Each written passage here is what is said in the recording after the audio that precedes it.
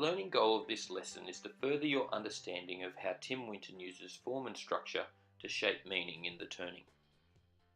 There is a strong relationship between form and meaning.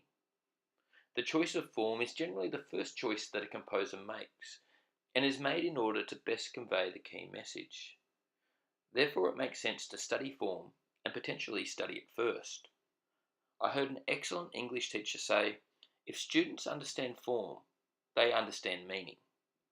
This understanding of the relationship between form and meaning will assist with your essay writing when it comes time for assignments or exams. Good essays will analyse how a composer uses structure and form to shape meaning and affect interpretation. Unfortunately, many students fail to analyse structure and form, and therefore limit their possible marks. When you're studying a new novel, play, film, or suite of poetry, I encourage you to identify what the key idea the composer is trying to convey in the text. In The Turning, I believe the key idea that Tim Winton is articulating is that we should try to understand each other rather than superficially judging each other, because context is everything. We view the world through the limited lens of our own perspective and our past experiences, often adolescent experiences, and these experiences shape this perspective. So how does Tim Winton use structure and form to convey this message of understanding? The form that Winton chooses for The Turning is a collection of 17 short stories. Some of the stories are narrated in the first person.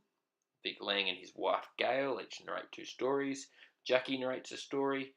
2 unknown males each narrate a story. And 1 unknown female narrates a story as well. One story, Long Clear View, is written in second person narrative voice, and the remainder of the stories are written in the third person, with the narrator being either omniscient or limited. As a result of the diverse narrative voices, readers are presented with a range of perspectives on characters and events in The Turning. These perspectives enable readers to empathise more deeply with the characters, even the horrible characters such as Max. Max rapes and physically assaults his wife, Raylene, and he almost kills his younger brother, Frank. The stories that involve Max are all written in the third person. However, there are snippets of information of the experiences that shaped him. His mother leaving him when he was a child, his father's coldness and indifference to him, and his feelings of inadequacy when he compares himself to his brother. It's impossible to condone Max's actions, which are repugnant. However, the different stories allow us to perceive Max as a damaged and thwarted individual, a creation of his experiences rather than merely evil. Winton structures the order of the stories in The Turning to shape readers' perspectives of the characters and events. The stories are presented in a non-linear order, and many of the later stories provide information and context about characters introduced in preceding stories. As a result of this distorted chronology, our perspective of a character's identity transforms as we learn more about them. And in structuring the book in this way, Winton is forcing us as readers and as people to confront our own judgments and preconceptions. His characters certainly make their own flawed judgments about other characters in The Turning, such as Gail's seemingly offhand remark about Slack Jackie's sexual immorality in Damaged Goods. We discover this to be a misconception when Jackie tells her own story in Bona McFarlane's Mole.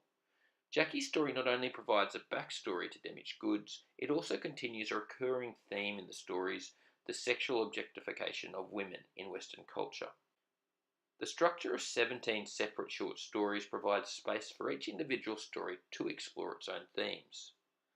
Some of the themes in The Turning are the claustrophobic nature of a small town, male privilege and female marginalisation, domestic abuse, a person's ability to define their own value, alcoholism, the sexual objectification of women, religion, powerlessness, how a person's experiences creates them, the importance of trying to understand a person before you judge them, racism, the insignificance of our lives, mental illness, inequality, the destructive nature of damaged and thwarted individuals, the importance of family, and the necessity of confronting the damaged elements of ourselves rather than repressing them. In many ways, analysing the turning is more like analysing a suite of poetry than a novel, because you have to examine each poem or short story separately, yet simultaneously envisioning how it fits together in the suite as a whole. Each story in the turning is able to stand alone as an individual text. However, when you put all the stories and their dark themes together, you have a confronting representation of our own flawed society, filled with damaged and thwarted individuals who struggle through their lives.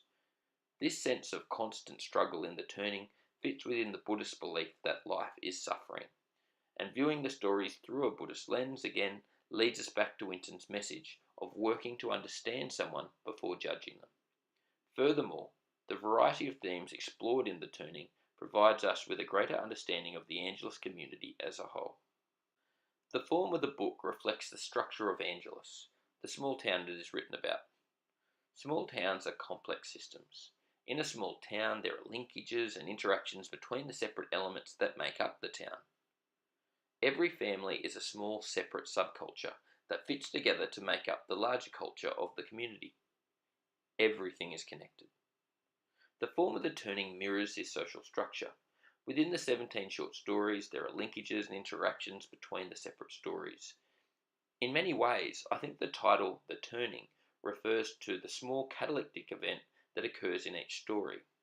Separated by distance and time, each event marks a turning point in a character's life. However, more than this, each event has a ripple effect that causes significant change to the complex system of the community of Angelus itself. And that's it. You've made it. To recap the main points of the lesson, the key idea that Winton is trying to convey to readers is that we should try to understand people rather than superficially judge them. And the point of this lesson was to show how Tim Winton's choices involving form and structure shape this meaning. The structure of 17 short stories allows readers to view characters and events from multiple perspectives, increasing our understanding of them. Winton places the stories out of chronological order, which means that readers often gain an understanding of the backstory that explains the character's identity and actions after already making a judgment about them. Each story works as a separate text, exploring its own themes. However, the stories together are a complex system where everything is connected.